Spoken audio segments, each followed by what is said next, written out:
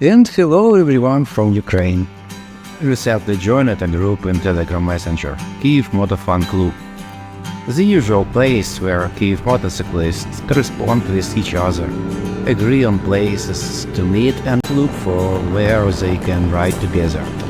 I decided to offer to meet the sunset on one of the lake near Kyiv. Unfortunately, no one responded. Maybe because I'm a new member and no one know me.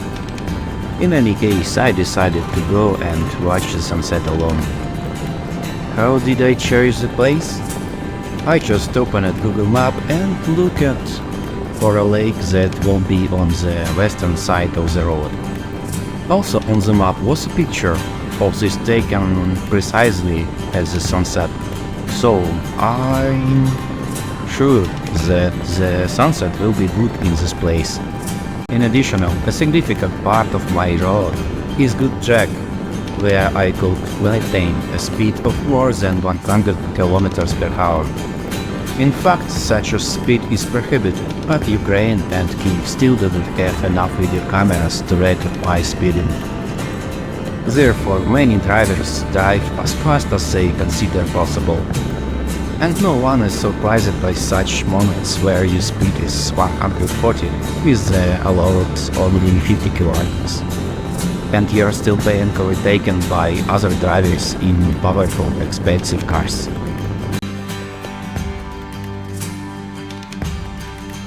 I was so happy to go in a straight line that I missed my turn, so I had to correct the road.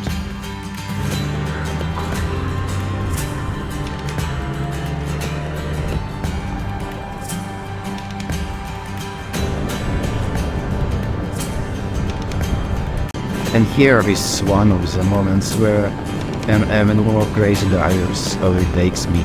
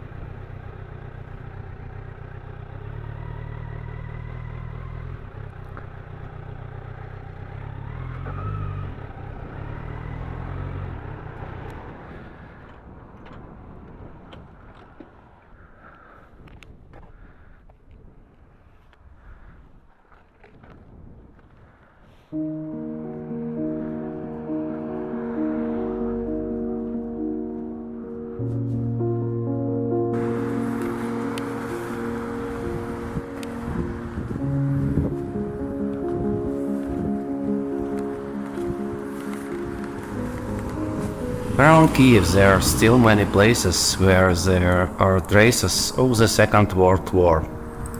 Long-term defensive point. It was built before 1838 on the eve of World War II. Something similar has now been built by Russia in the occupied territories of southern Ukraine. Since we are looking at murder weapons here, and for everyone who lives in Ukraine this topic is very relevant, I will tell you part of the history. The war began in 1998, at which time the Soviet Union was an ally of Hitler.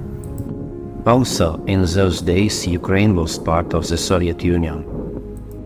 Many people wonder how Germany, which was under many sanctions and obligations to other countries, could grow up so quickly under the rule of Hitler and attempt the revenge after the First World War. The Soviet Union had its own plans. On the eve of World War II, the Soviet Union had a large number of weapons. The number of tanks was greater than the number of tanks in all Europe. Soviet Russia was the main supplier of resources to Germany. It's no secret that Stalin, like Hitler, wanted to dominate Europe. These two cunning dictators were playing with each other. Stalin, having a total superiority in military power over all Europe, allowed Hitler to attack and occupy the territory of Europe.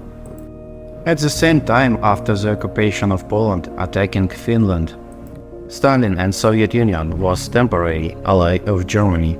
He allowed Hitler to fight, in the hope that Germany itself would do all the dirty work, and then the Soviet Union would swallow up all of Germany and all of Europe at all. Of course, Hitler was also not a fool and destroyed this deal in 1941 by attacking the Soviet Union. In the first week, destroying the main forces of Stalin. The period between 38 and 41, when the Soviet Union was at one with Germany, is a shameful period for Russians. To this day, this period has been deleted from history books in Russia. The Soviet Union collapsed in 1991 and Ukraine seemed to have gained independence. Ukraine got a chance to no longer be part of Russian culture. This is a very short explanation of past events. To sum up, the Second World War grew because to some countries the war seemed too far away. Even if you look at Kiev, life in the city of Ukraine still seems peaceful and serene. But 500 kilometers to the southeast, Putin is now trying to do what Hitler and Stalin did at the beginning of the World War II. And thanks to the desperate resistance of the Ukrainian armed forces and the help of the West, I can still enjoy this sunset.